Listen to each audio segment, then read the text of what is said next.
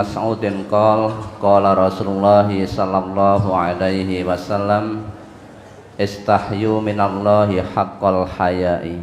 Qulna ya Nabiyallah inna lanastahyi walhamdulillah.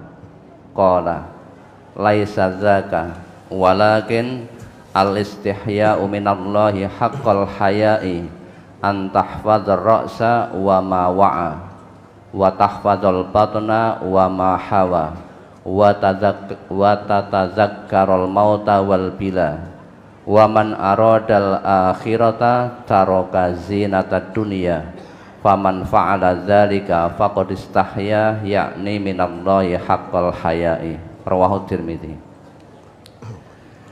Dari Abdullah bin Mas'ud, ia berkata, Rasulullah sallallahu alaihi wasallam bersabda, malulah kalian kepada Allah dengan sebenar-benar malu. Kami berkata, wahai Nabi Allah, sesungguhnya kami malu. Alhamdulillah, segala puji bagi Allah. Rasulullah sallallahu alaihi wasallam bersabda, bukan begitu, tetapi malu kepada Allah dengan sebenar-benar malu itu ialah kamu menjaga kepala dan apa yang ada di dalamnya, kamu menjaga perut dengan segala isinya, dan hendaklah kamu mengingat mati dan kehancuran, dan orang yang menghendaki akhirat dengan meninggalkan kemewahan dunia. Barang siapa yang berbuat demikian, maka sungguh ia telah malu, yakni kepada Allah dengan sebenar-benar malu. Malu itu tempatnya di mana toh? Apakah di mata atau di badan? Tempat malu itu di mana? Itu di hati tempat malu. Ya, maka dijaga hatinya. Kita hidup di dunia ini, amanah hidup dari Allah itu untuk ibadah kepada Allah. Sudah diciptakan oleh Allah, dijamin segalanya oleh Allah. Kewajiban kita untuk ibadah, seluruh aktivitas hidup kita harus ada nilai ibadahnya. Maka ini penting untuk kita jaga. Orang yang menjalani hidup ini tanpa mengingat Allah, jauh dari petunjuk-petunjuk Allah dan Rasulnya, meski masih bernafas, hakikatnya di sisi Allah sudah tidak dianggap hidup. Karena dia telah keluar dari tujuan penciptaannya. Manusia itu kan diciptakan untuk ibadah. Kalau ada orang yang bermaksiat kepada Allah, dia tidak malu berarti kepada Allah. Meski masih bernafas, namun sudah tidak dianggap hidup oleh Allah. Karena tujuan hidupnya tidak terpenuhi. Maka melalui salah satu sabdanya, Nabi kita berpesan kepada umat beliau, istahyu minallahi haqqal haya. Malulah kalian kepada Allah dengan sebenar-benar malu.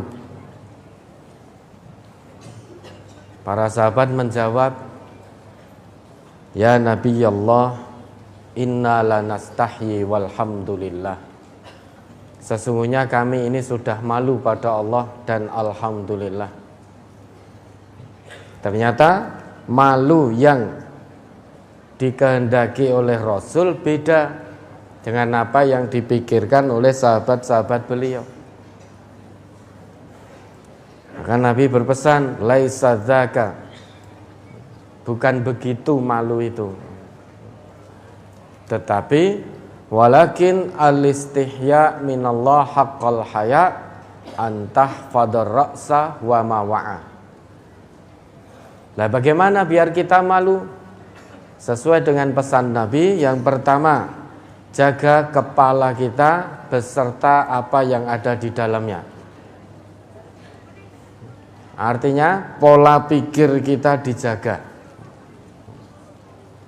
harus berpikir benar. Berpikir benar berarti sesuai dengan Quran dan Sunnah. Banyak orang karena mendapatkan amanah sesuatu dari Allah, mungkin pangkat, jabatan, harta, itu kemudian dia menjadi sombong. Dengan pangkatnya dia sombong, dengan hartanya dia sombong, dengan pendidikannya yang tinggi banyak orang yang menjadi sombong, sehingga isi kepalanya tidak berkualitas. Meski punya pangkat, punya harta, punya pendidikan yang tinggi, tidak menyadari bahwa itu semua adalah titipan Allah, bahwa itu semua amanah dari Allah. Meski secara lahir otaknya cerdas, namun kalau dia jauh dari Allah, maka otaknya tidak berkualitas. Karena Allah tidak akan melihat pangkat, jabatan, bentuk fisik kita, kekayaan kita ketika di dunia. Bukan itu yang dilihat Allah. Maka dengan apa yang Allah titipkan, sadari betul ini amanah dari Allah.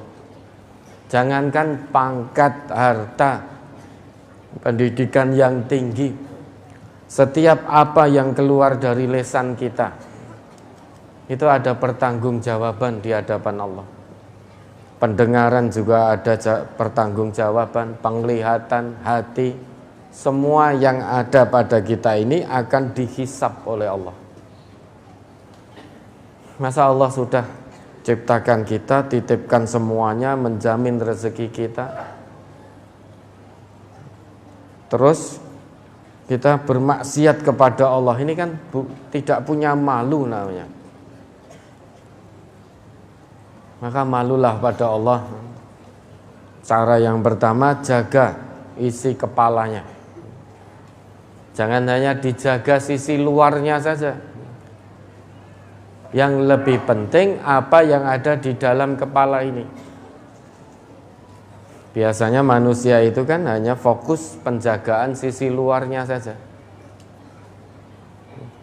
Karena takut cedera, takut sakit. Apa yang di dalam tidak dipikir, padahal itu lebih penting. Akan membawa seseorang selamat dunia akhirat. Kalau sisi luarnya itu tidak akan ditanya oleh Allah nanti. Apa yang ada di kepala, isinya itu yang harus dijaga dengan baik. Sisi luar terkadang boleh luka. Kepala kita ini bagian luarnya terkadang boleh sakit, boleh luka. Namun dalamnya jangan sampai sakit. Karena kalau dalamnya sakit, maka pola pikir kita menyimpang. Menyimpang dari agama nurut sak karepe dhewe. Maka itu harus dijaga otaknya. Kemudian yang kedua, wa tahfadul batna wa ma hawa. Jaga perut dan isinya. Jangan biarkan seteguk air pun yang haram masuk ke dalam perut kita. Jangan biarkan sedikit saja yang haram kita masukkan ke dalam perut kita. Nah, sekarang ini banyak orang ngaku Islam, namun banyak pula yang memenuhi perutnya dengan sesuatu yang haram-haram. Makanannya haram, minumannya haram. Dari hasil korupsi, dari hasil menipu, dari hasil palsu tanda tangan, dan lain sebagainya. Dari hasil riba. Padahal ngakunya Islam. Kalau sudah menjadikan Islam sebagai jalan hidup, kewajiban dari Allah itu tunduk patuh pada aturan Islam. Udkhulu fis silmi kafah, totalitas dengan aturan Islam. Dengan kata lain, kalau tidak mau dengan aturan Islam, ya jangan jadi orang Islam. Maka akan bebas. Kalau kita tidak mau dengan aturan Islam, gampang keluar dari Islam. Jangan jadi orang Islam. Maka akan terbebas dari aturan Islam. Namun saat hati ini tetap memilih Islam sebagai jalan hidup, tidak ada cara lain selain mengikuti asilmu aturan Islam secara totalitas. Termasuk aturan Islam itu kita harus menjaga kepala sak isine, perut sak isine. Jangan biarkan sesuatu yang haram meski hanya sedikit masuk ke dalam perut kita. Sesulit apapun kita mencari yang halal, tetap usahakan mencari yang halal. Bahkan jika yang tersisa dari yang halal itu hanya akar pepohonan, itu yang kita makan. Jangan kepingin lainnya. Karena kalau kita memasukkan yang haram-haram, hancur nanti hidup kita. Dunia akhirat hancur sudah. Di dunia dihinakan oleh Allah, di akhirat disiksa oleh Allah. Hanya gara-gara memenuhi hawa nafsu, hanya gara-gara tidak sabar dalam mencari yang halal. Zamane edan ya wis ben, ning aja melu edan. Resikonya kan di dunia hanya tidak keduman, itu saja. Tetapi kalau di akhirat tidak hanya keduman tok, turah-turah itu nanti. Resiko kita tidak ikut edan kan di dunia hanya tidak keduman. Biarkan mereka orang-orang yang tanpa iman itu yang dapat bagian dunia. Kita tidak usah meri, tidak usah kepingin. Bagian mereka ya hanya sedikit di dunia ini saja. Di akhirat tidak dapat bagian lagi.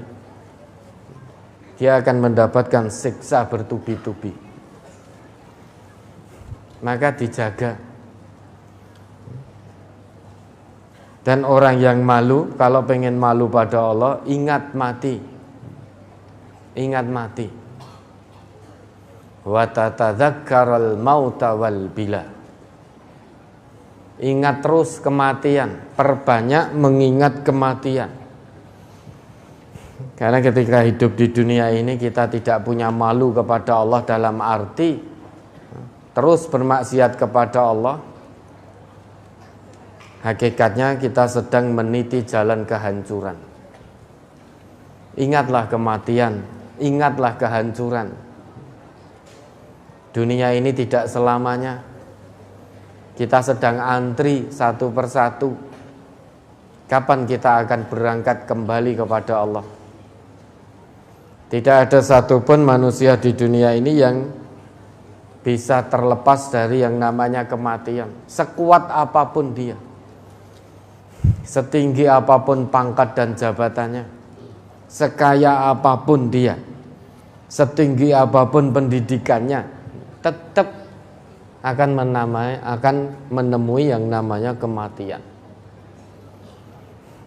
Dunia ini sementara, kenikmatannya menipu, kenikmatannya sedikit, bukan sesuatu yang terpenting dunia ini.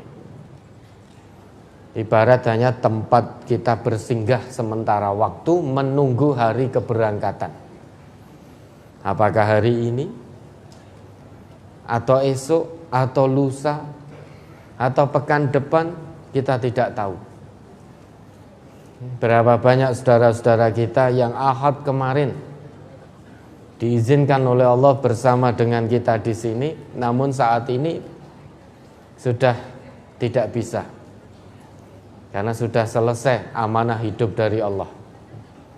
Bukan tidak mungkin Ahad depan kita pun sudah tidak berada di sini, tidak berada di dunia ini.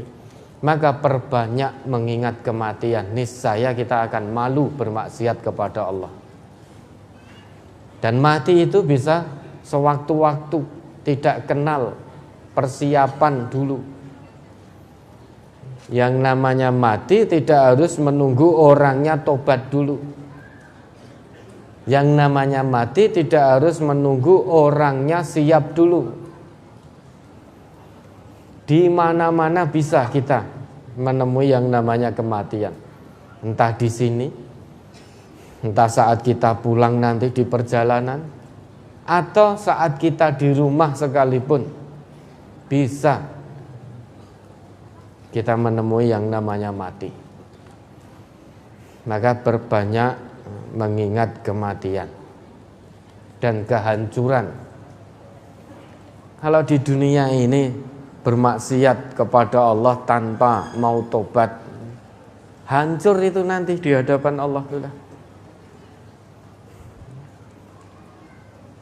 Isi otaknya, isi kepala akan ditanya, akan dihisap. Isi perutnya akan dihisap. Semuanya akan dihisap. Maka akan hancur kalau ternyata yang kita lakukan adalah melanggar ketentuan agama Allah. Maka akan hancur sudah. Di hadapan Allah semuanya tidak bermanfaat kecuali amal yang bermanfaat. Yauma la yanfa'u malun wala banun illa man atallah biqalbin salim. La yanfa' harta, anak cucu, suksesnya, keturunan dalam pendidikannya, dalam pekerjaannya, mendatangkan banyak harta.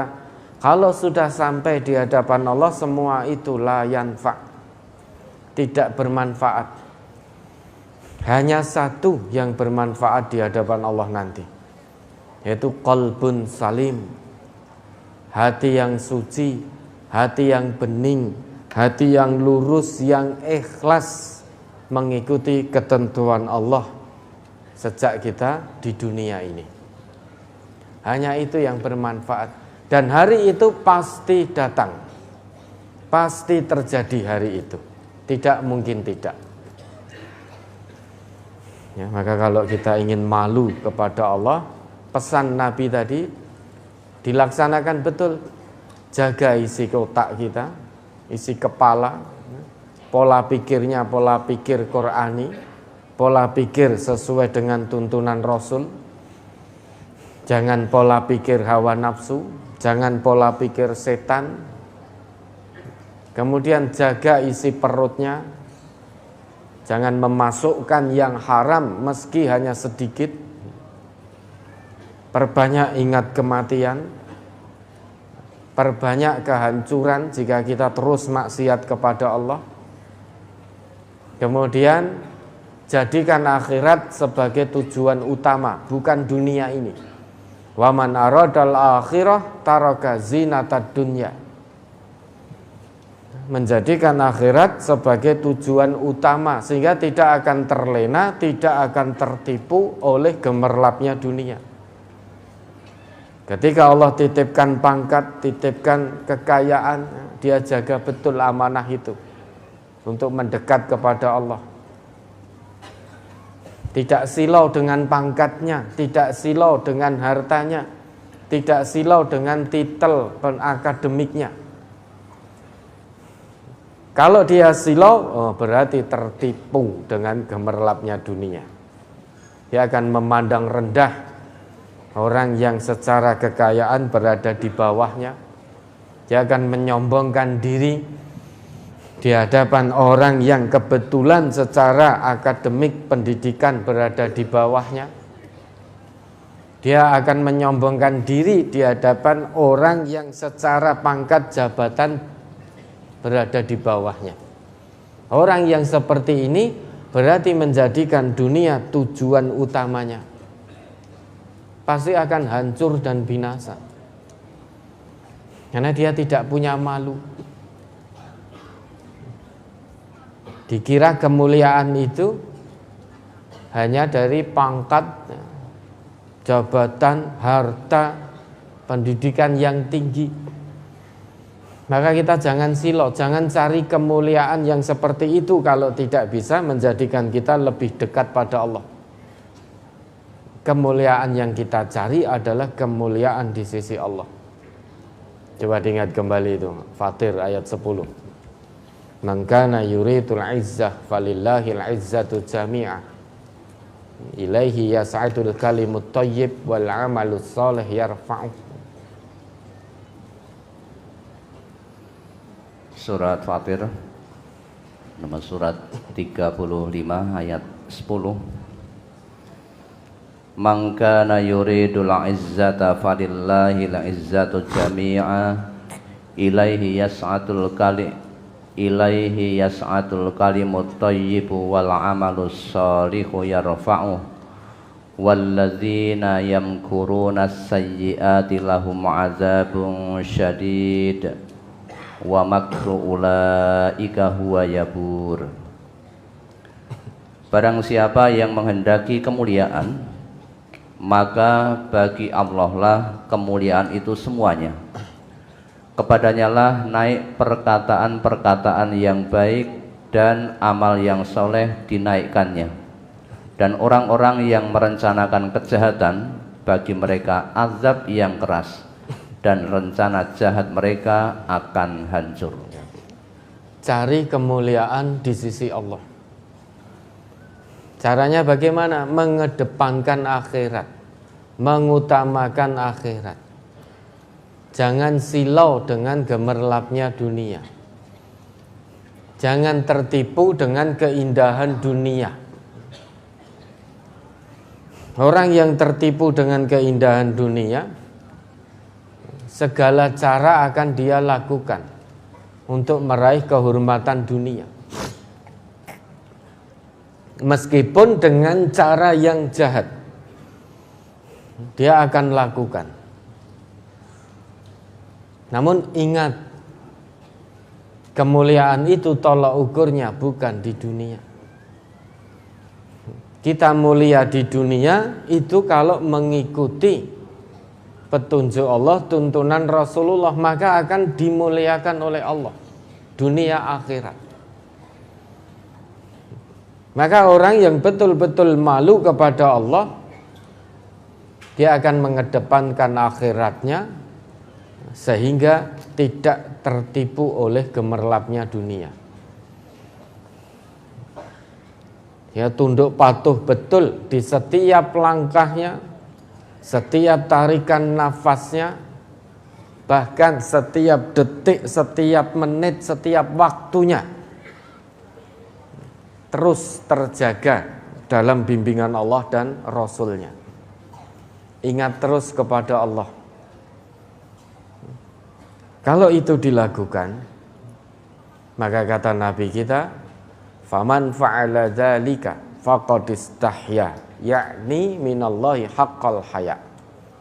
Siapa yang bisa melakukan yang demikian, menjaga kepala dan isinya, menjaga perut dan isinya, banyak mengingat kematian dan kehancuran, mengutamakan kehidupan akhirat, tidak tertipu dengan keindahan dunia, itulah orang yang malu kepada Allah dengan sebenar-benar malu. Sudah, tidak usah neko-neko untuk meraih hormat manusia, tidak usah neko-neko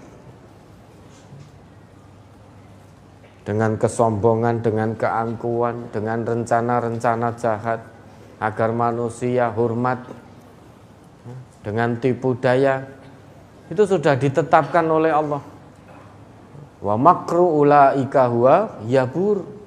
Semua rencana jahat yang dilakukan, yang direncanakan pasti akan hancur.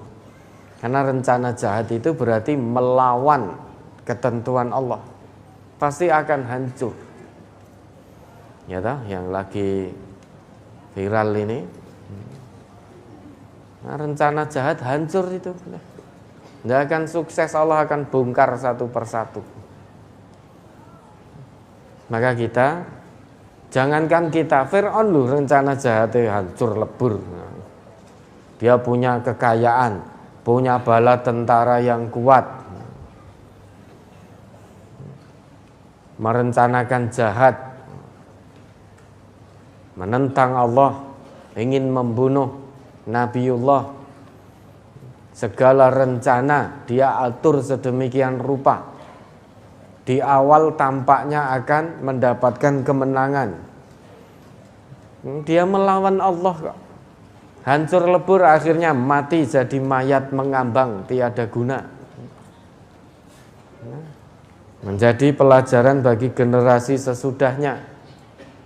Oh, ini toh ternyata orang yang sombong, yang angkuh sampai mengaku Tuhan, sampai menentang Allah, durhaka terus pada Allah. Fir'aun dengan kekuatan dahsyat seperti itu saja, rencananya jahat, hancur lebur. Apalagi hanya kita. Sudah, tidak usah kepingin merencanakan jahat, apapun bentuknya, dimanapun tempatnya. Baik rencana jahat dalam pekerjaan, ya, ingin menyingkirkan orang yang tidak disuka dari pekerjaannya, atau rencana-rencana jahat yang lain dalam keluarga, semuanya akan hancur sudah. Tidak akan ada satupun rencana jahat yang berhasil. Pada akhirnya nanti, pada waktunya nanti, Allah akan bongkar semuanya. Allah akan tunjukkan kemahakuasaannya. Tidak ada satupun rencana jahat yang akan berhasil. Maka malulah pada Allah dengan sebenar-benar malu, dengan cara-cara yang Rasul pesankan tadi. Itu lakukan dengan sebaik-baiknya, laksanakan dengan semaksimalnya. Jaminan dari Nabi, kalau itu bisa dilakukan, maka itulah orang yang benar-benar malu kepada Allah dengan sebenar-benar malu. Ya, ada lagi.